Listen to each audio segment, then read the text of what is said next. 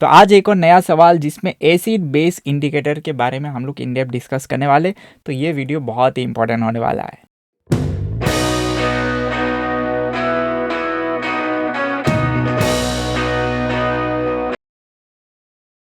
तो acid base indicator के बारे में हम लोग पूरा आज इन डेप्थ डिस्कस करने वाले हैं, लेकिन इसके पहले ये क्वेश्चन को एक बार डिस्कस कर लेते हैं।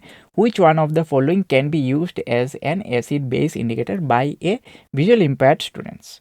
तो अगर आप कलर आइडेंटिफाई नहीं कर पा रहे हो तो आप कैसे पता करोगे? स्मेल से पता करोगे। तो देख के पता चल रहा है यहाँ पे एसेंस लिखा हुआ है वेनिला, तो ये हो गया आपका आंसर। तो ये जो आंसर जो बना के दिया हुआ है क्वेश्चन में आंसर है ना, क्वेश्चन में आंसर है। तो क्वेश्चन देखने में ये क्वेश्चन तो आसान है, लेकिन अपने को एक एक चीज़ अपने को समझ में आना पड़ेगा। फॉर एग्जांपल बाकी ऑप्शन क्यों नहीं है यहाँ पे? अगर टर्मरिक आगे देखोगे, ये टर्मरिक वाला ऑप्शन जो है आपका एनसीईआरटी में आपको देखने को नहीं मिलेगा। लेकिन ये जो है, ये आपका टर्मरिक का कलर कैसा है? येलो कलर है। लेकिन इसमें आप अगर एसिड डालोगे तो कोई इम्पेक्ट नहीं करेगा, लेकिन इसमें अगर बेस डाल दोगे तो थोड़ा डार्क ब्राउनिश या रेड कलर में वो बन जाता है ना। तो ये एक इम्पॉर्टेंट आइडेंटिफिकेशन है। लेकिन हम लोग इस सारे चीज़ हम लोग पढ़ने वाले, ये मिथाइल ऑरेंज कैसा करता है, लिटमस का अलग अलग चीज़ हम लोग पढ़ने वाले। तो इसको, ये वीडियो का हर एक टॉपिक बहुत इंपॉर्टेंट है।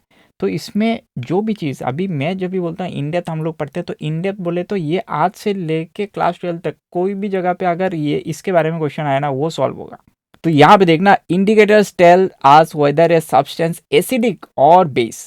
इंडिकेटर कौन सा चीज़ है? अगर अपने को आइडेंटिफाई कर देता कि ये सब्सटेंस जो है यार एसिड है या बेस है, कैसे? कलर चेंज के थ्रू। यहाँ पे कौन कौन से एनसीईआरटी का ये सारे एग्जांपल्स हैं जो बहुत ही ज़्यादा इंपॉर्टेंट है। यहाँ पे red litmus solution, blue litmus solution, phenolphthalein solution और मिथाइल ऑरेंज सॉल्यूशन, ये दिख रहा है। ये अभी अभी एग्जाम में आया हो, ये एक्टिविटी है भाई, ये एक्टिविटी लोगों को पता नहीं चलता है। तो यहाँ पे ये रेड लिटमस और ब्लू लिटमस बहुत कन्फ्यूजन रहता है, लोगों को पता नहीं चलता है। इसलिए मैंने ये एक फॉर्मूला बना के रखा हुआ है। यहाँ पे क्या लिखा हुआ है? ए नीला। ए नीला हमेशा मैं बोलता हूँ ए नीला। ए नीला क्या है? ए फॉर क्या है? एसिड। एसिड है ना। एसिड में अगर नीला मतलब ब्लू, एसिड में अगर ब्लू लिटमस पेपर डाल दोगे तो क्या हो जाएगा? वो ब्लू लिटमस पेपर रेड हो जाएगा, है ना। और बेसिक में उल्टा है, एसिड में अगर ब्लू लिटमस पेपर डाल दोगे तो रेड हो जाएगा। तो ये टेबल देखो यहाँ पे क्या बोल रहा है, एसिडिक में अगर रेड लिटमस डाला, मैं तो क्या बोला, अगर ब्लू लिटमस पेपर डाला तो क्या होगा? रेड होगा। लेकिन अगर रेड लिटमस पेपर डाल दिया तो कुछ चेंज नहीं होगा। तो ये एसिड में अगर रेड लिटमस सॉल्यूशन डाल दिया तो कलर में कोई चेंजेस आएगा क्या? नहीं। लेकिन अगर ब्लू सॉल्यूशन डाल दिया तो क्या हो जाएगा? रेड हो जाएगा, है ना। तो सिमिलरली ये अगर एसिड में अगर ब्लू लिटमस पेपर डाल रहे हो तो रेड हो रहा है, तो उल्टा है बेसिक में। बेसिक में अगर ब्लू कलर का रेड लिटमस डालोगे तो क्या हो जाएगा? ब्लू कलर बन जाएगा। सिमिलरली अगर ब्लू लिटमस पेपर डाल दोगे तो नो कलर चेंज। यहाँ पे फिनोप्थलीन का आप देख लो, फिनोप्थलीन अगर एसिड में कलरलेस होता है, बेसिक में क्या होता है? पिंक कलर का हो जाता है। मिथाइल ऑरेंज सॉल्यूशन, इसमें एसिडिक में आपका रेड हो जाता है और बेस में क्या हो जाता है? आपका येलो हो जाता है। तो ये एक इंपॉर्टेंट चीज़ है जिसका आप यहाँ पे जो समरी बना के रखा हो, इसका आप स्क्रीनशॉट ले सकते हो या लिख के रखो। सबसे हमेशा मैं बोलता हूँ लिखना सबसे बेटर है।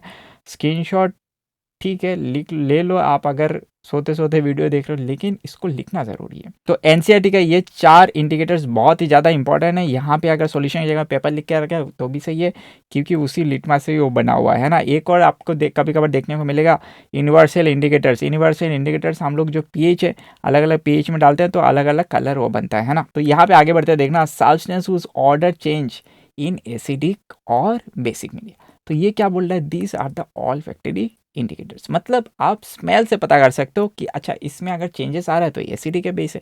तो इसमें बहुत ही ज़्यादा सिंपल है। ये पहला वाला एग्जांपल तो देखो, ये एनसीईआरटी से लिखा हुआ है भाई। ये एनसीईआरटी वेनिला, वेनिला हो गया, ऑनियन हो गया, क्लोव हो गया, जिंजर हो गया। तो पहला वाला एग्जाम्पल वहाँ पे एग्जाम में आया हुआ है ना।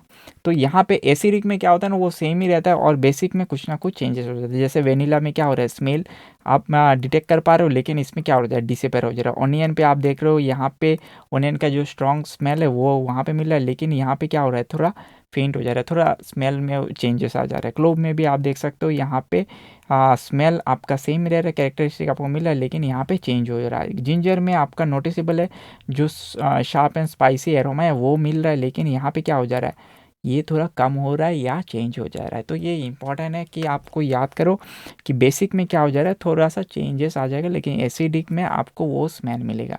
तो ये बहुत ही ज़्यादा इंपॉर्टेंट है। चलो आगे बढ़ते हैं। तो यहाँ पे आपको देखने को मिल रहा है बहुत सारे हमने सॉल्यूशन लेके रखा हुआ है एसिड बेस का। तो ये बहुत ही ज़्यादा, ये जो 4 एग्जांपल्स है, 3-4 जो एसिड दिख रहा है, ये आपको एनसीईआरटी का एग्जांपल्स है, एक्टिविटी से लिया हुआ है, ये बार-बार आपको देखने को मिलेगा। तो यहाँ पे आप जैसे कि HCl, ये क्या हो गया, हाइड्रोक्लोरिक एसिड, याद होनी चाहिए। यहाँ पे sulphuric acid, nitric acid, acetic acid. तो आप कल हमने डिस्कस किया था, ये हो गया आपका कैटायन और ये हो गया आपका एनायन। तो कैटायन और एनायन से अगर आप इसको तोड़ोगे तो यहाँ से HCl से क्या मिलेगा, H प्लस और Cl माइनस। कैसे इसके ऊपर प्लस और इसके ऊपर माइनस कैसे पता चल रहा है, आप लेक्चर 1 को एक बार देखो प्लीज़, है ना।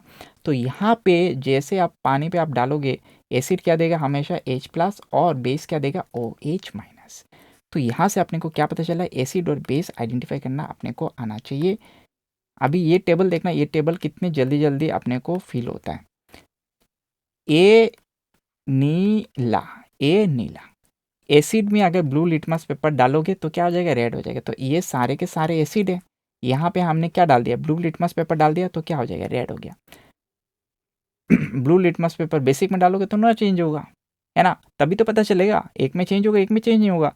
इसको बस उल्टा कर दो, जो लाल हो रहा है तो यहाँ पे कोई चेंज नहीं होगा, जिसमें यहाँ पे कोई चेंज नहीं हो रहा है, इसको अगर तुम रेड लिख रहे हो तो इसको ब्लू लिख देना है। सिमिलरली यहाँ पे फिनोप्थलीन सॉल्यूशन ये कलरलेस होता है एसिड में, और फिनोप्थलीन सॉल्यूशन बेस में क्या होता है, पिंक होता है। यहाँ पे मिथाइल ऑरेंज सॉल्यूशन क्या होता है, इसमें रेड होता है और इसमें येलो होता है। सिमिलरली यहाँ पे एल्काइली में यहाँ पे नो होगा और यहाँ पे आपका येस होगा। ये एल्काइली क्या है, ये बेस है ना। एल्काइली मतलब आप समझो ये बेस है, तो ये तो सारे एसिड है, तो ये तो एल्काइली नहीं है, तो बेस वालों को अपन एल्काइली बोलते हैं। तो यहाँ पे ये एस है और ये आपका वीक बेस है, तो ये समझ में आना चाहिए। ये मैग्नीशियम हाइड्रोक्साइड और एमोनियम हाइड्रोक्साइड बहुत जगह पे आपने को समझ में आने को मिलेगा। ये वीक बेस और स्ट्रॉन्ग बेस कैसे पता चलता है, वो पीएच स्केल से अपने को पता चलता है ना। चलो अभी आगे बढ़ते हैं। यहाँ पे आपने एक चीज़ नोटिस किया, जितनी भी मैंने जो बोला H प्लस, है ना, OH माइनस, मतलब ये हो गया आपका एनायन और ये हो गया कैटायन।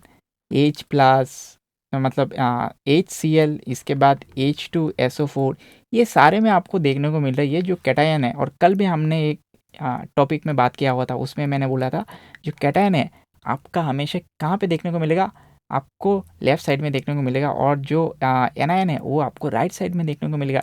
लेकिन यहाँ पे ये क्या हो गया, ये एसिडिक एसिड में आपको यहाँ पे CH3COOH, आप सोच रहे होंगे यहाँ से H प्लस कहाँ से निकलेगा होगा, तो यहाँ से ये वाला जो है ना, ये H प्लस है, यहाँ से निकलेगा। तो ये यहाँ पे क्यों आ गया, और बाकी सारे तो यहाँ पे, बाकी सारे तो सही दिख रहा है।